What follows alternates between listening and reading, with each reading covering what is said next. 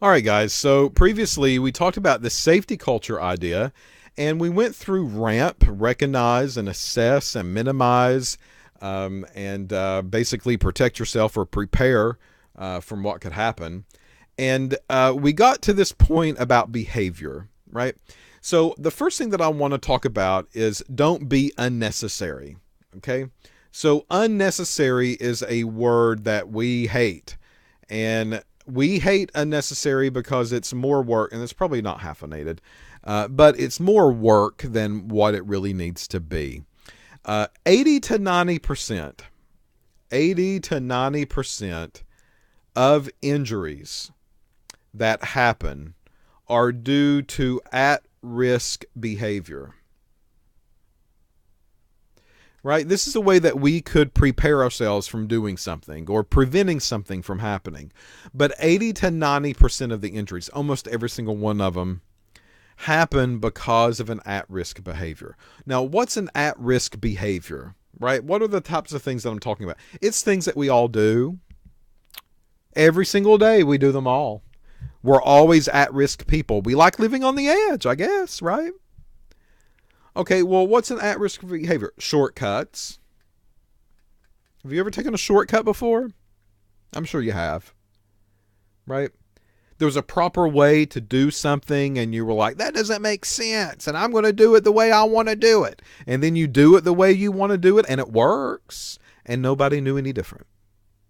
And then you're like, I'm going to keep doing it this way. And then sooner or later, it's going to catch up to you because it could have worked the first time. It could have worked the second time. It could have worked the third time. But guess what? It's not going to work every single time. If so, then your employer would want you to do it that way. Well, that's also related to making something easier. We love easy.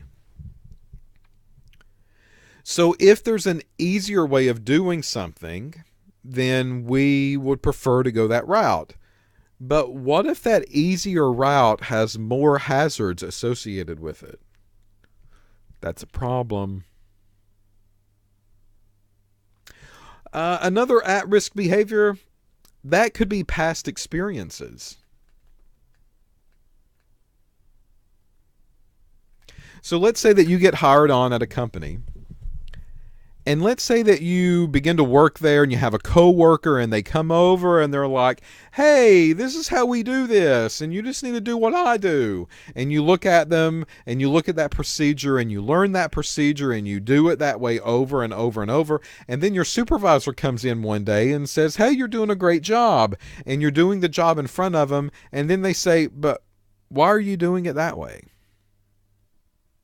That's not how we're supposed to do it. Well, you're probably going to point a finger and say, well, that's how so-and-so told me to do it.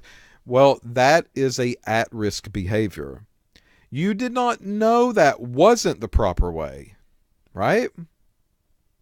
You just assumed that it was because your coworker did it that way, and you were just kind of replicating what they were doing. But maybe come to find out that was wrong. And you were jeopardizing things that should not be jeopardized or questioned because of the actions that you were taking. And then finally, an at-risk behavior would be stupidity. Maybe ignorant. That's the word, and maybe is the best suited because that's unawareness. You are ignorant to what's going on in the lab. That's not a bad word, right? That just simply means that you have no clue what's happening because you have no information, no background. You didn't study. You didn't do your homework. You didn't do the background information, nothing on it. You are just simply ignorant of what's happening around you. And sometimes ignorance is bliss. It's better to be ignorant, right? The least you know, sometimes the better off you are. But a general unawareness of everything around you is bad, and that is an at-risk behavior. So again, we put our safety in your hands because we assume that you know what you should be doing in a laboratory when it happens. At-risk behaviors would be not wearing lab goggles, not wearing lab coats, not wearing closed-toed shoes, not tying your hair back if you've got long hair, not taking your jewelry off when you come into the lab, eating and drinking in the lab. Those are all at-risk behaviors. All right, well, hopefully I've not scared you, because there's some more things that I need to say, especially about academic labs. And I think this will make you feel a little bit better here. But academic labs, most of these are what we would call cookbook. They are written with the idea that someone with very little training will be doing them. Again, we minimize. We figure out what risks are there, what hazards are there, what risks are associated with them, and how do we minimize them. And using cookbook labs is a way to do that. So with the cookbook labs, you typically follow steps. Most of the time they're written very clearly because they've had years of use. And they've cleared up the wording if there was any questions on it. Everything is planned. We know how it should happen. We know what should happen at the end. And it is not open-ended. Meaning we kind of know the final answer going into this before we do anything at all. Okay, now in my opinion, these things are pretty boring, right? I mean, follow steps that are written for me already. Everything is planned. You know the answer before you even do it. Then why even do it in the first place? But these are how academic laboratories are written. You do not design the lab. You do not choose the reagents that you want to bring into the lab. You do not identify the risk or the hazards or how to minimize any of these things. You just follow a set of directions. So very often, undergraduate students take it for granted. Okay? Safety, they take for granted. And it's because they're not trained on everything that could happen that could go wrong. Right? Well, here's the thing. In our first couple of courses in the program, currently our CTC 114, our 115, and our 145 course, those kind of follow the traditional, follow the steps, do what it tells you, no open-endedness, this is the result, this is what you should get format. However, if you pursue your studies even further and you go to advanced academic labs, and these are typically level 300 and level 400 courses, so junior or senior at a 4-year school, sometimes the labs are open-ended. They're written in a way for you to discover something, right? They're not going to give you an answer. They're not going to give you a hint on what should happen at the end. But they're basically giving you a scenario, and they're saying, hey, when you do this, let us know what you find out, because there's no, what we would say, correct answer to it. It's more like a discovery. You got to think for yourself. Sometimes these labs, you have to design them on your own. They're not going to draw out every single step along the way. They want you to do at least some work. And for some people, that causes a problem because they're so trained on following procedures that they can't think for themselves. Not only that, but in these labs, you typically have some type of an advisor or a supervisor if you were working for a company. And that supervisor or project manager would kind of steer you in the right direction. I think that will work. Or, no, that's not going to work. I know that because we tried that 2 weeks ago. Well, if you get one of those, I think that will work. What that means is that they want you to try it. There's no procedure outlined. There's no steps that are written down. They want you to do what you just told them that you were going to do, and you go and do it. And then you give them the result after it's finished. Well, if you do that type of lab, you have to design it, at least from some point in time. So think about the risks that are associated and the hazards that are associated with that particular scenario. What you're going to find out is that later on in our program, we're going to have a chemistry capstone course. And the capstone makes you do just this. It makes you go and it makes you design an experiment from scratch. And you kind of figure out what you want to do and how you want to do it. And you run it by us. And then we'll say, yeah, that sounds like a great idea. Go do it. Or we'll say, no, that's a horrible idea. It doesn't make any sense. Not only that, but in some of our other courses, like our 240 and our 250 class, these are our instrumentation courses. We're going to give you laboratories that are designed to make you compare and contrast products, or have an open-ended question at the end of it. So it prepares you for that capstone course when you get to that point. In addition to that, depending on your employer, sometimes industry is set up the same way, folks. Sometimes when you get a job, you will go through and you will be hired to do a job, and maybe some of that job is research and development. And if so, you're going to be responsible to coming up with some of these steps and some of these processes that you could do to accomplish the lab objective that they want.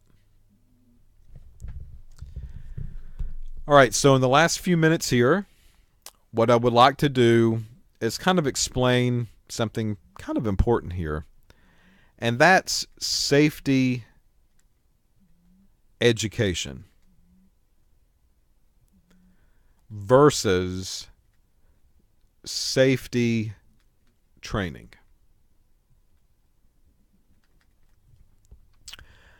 There's a company called OSHA. OSHA. Occupational Safety and Health Authority. And basically what OSHA does is they go around and make sure that you're safe. And they want employers to set a set of standards that they follow to make sure that they are keeping you safe, to help minimize the hazard and to help minimize the risk. Education is learning what to do, right? That's what education is. It's typically in a classroom. It's typically more in-depth than what you might get elsewhere. And it focuses on the word why, right? So, for instance, safety education would be, these are chemistry goggles. These chemistry goggles are made up of this type of plastic. This type of plastic is chemical resistant, and that's why you've got to wear these types of safety goggles while you're in the lab. You will wear safety goggles all the time that you're in there. And the reason is because the safety goggles will help prevent splatters and broken glass of going in your eyeball. All of that is traditionally done in a classroom. It gives you lecture, it gives you theory, it gives everything that you need to know about the world of safety goggles. You'll learn so much you'll probably throw up. Well, safety training is different. Safety training would be actively thinking. So when you come into the lab, you will be given safety glasses. They won't tell you why you're wearing them. They'll just hand you safety glasses and say, put them on. Well, your common sense will kick in and it will say, well, I guess I'm supposed to wear safety glasses in this room. And it doesn't explain why. It explains how. How to handle something if something goes wrong. All right, so for instance, safety training would be bringing you into the laboratory, giving you the goggles, telling you to put them on, and then going and saying, now, if a chemical splash happens and it gets into your eye, this is what you need to do. You need to walk over here. You need to go to this eye wash station, take the caps off the eye wash station, push this lever down, and put your head in between the water stream for at least 15 to 30 seconds. That's safety training, right? Or you walk into a laboratory and they say, okay, if you catch yourself on fire, this is what you need to do if you're in this lab. You walk over to this corner, you get the fire blanket, you open the case up, you wrap yourself in the fire blanket, you lay down on the floor, and you roll. That's safety training. That is not safety education. Safety training is telling you how to handle something. Safety education says, why is it important? OSHA mandates safety training with all companies. They could care less about safety education. Okay? So OSHA says when you're employed with the lab probably will need to give you a safety training seminar. Maybe it's 1 day. Maybe it's 1 week. Maybe it's 1 hour. Whatever is appropriate for that company, that's what they decide to do. And that safety training has to be documented, and it has to be kept on your employment record. So that way, if OSHA ever stops by, they can pull your record, look at your folder, and say, yes, training was provided on this date and this time, and this was signed off by this supervisor. Right? So basically what that means is that every company will have their own guideline, and they will bring you under their wing, and they will teach you what you need to know before they turn you loose in a laboratory environment at all.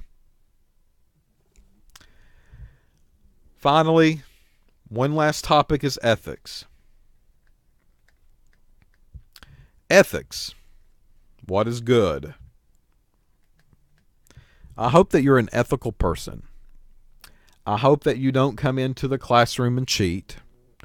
I hope that you don't come into the laboratory and make up data. But hopefully you got a little bit of self-awareness about you, and you feel good about yourself. And if you make a mistake, you'll own it. And if you don't know something, you'll admit it. And if you're in the lab and you're using a chemical and you dump it down the drain without asking somebody, I hope that your ethics will step in, and I hope it will say, this was not good. Right? Okay. So with exits, you should work safely, avoid risk, and accept responsibility, people. It's no one's fault but yours.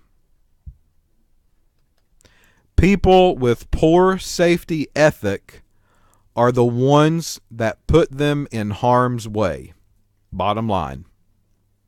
If you do not care about how you act, if you do not care about your actions in a lab, you're the one that's going to cause an explosion. Or you're the one that's going to cause a chemical spill. And if you're the one that does it, it's no one else's fault but your own. Take responsibility, stand up for yourself, and say, yeah, I did it. Now, what's the consequence? The consequence is probably you're going to get fired. So review the safety rules of the lab. Whatever employer that you go to, whatever lab you go to, whatever you find yourself working in, review the safety rules. Many of you are going to have to sign it. Many of you are going to have to date it. And if something happens, You got to take full responsibility. That's something that a lot of people don't like to do anymore, right? But listen, if you fail this class, whose fault is it? It's yours. It's not mine. It's not your next door neighbors. It's not your roommates. It's no one else's fault but you. And if you go in and you spill an acid on the floor and you eat away half the floor, flood the basement of the building, it's your responsibility. You should know how to handle these situations. And if you're not sure, you should ask us so we can prevent those types of things from happening in the first place. So this is going to sum up section 111 in your text. So what you'll do now is that after you've taken these notes and after you feel good about the lecture material, you now will go and complete the online assessment that happens after this video. Go in, answer the questions. It will take less than 30 minutes, and that section is now complete. So keep on churning. Come back to me. Watch some more videos. Do another online assignment. Get in the groove, people, because this is what's going to be happening all semester long.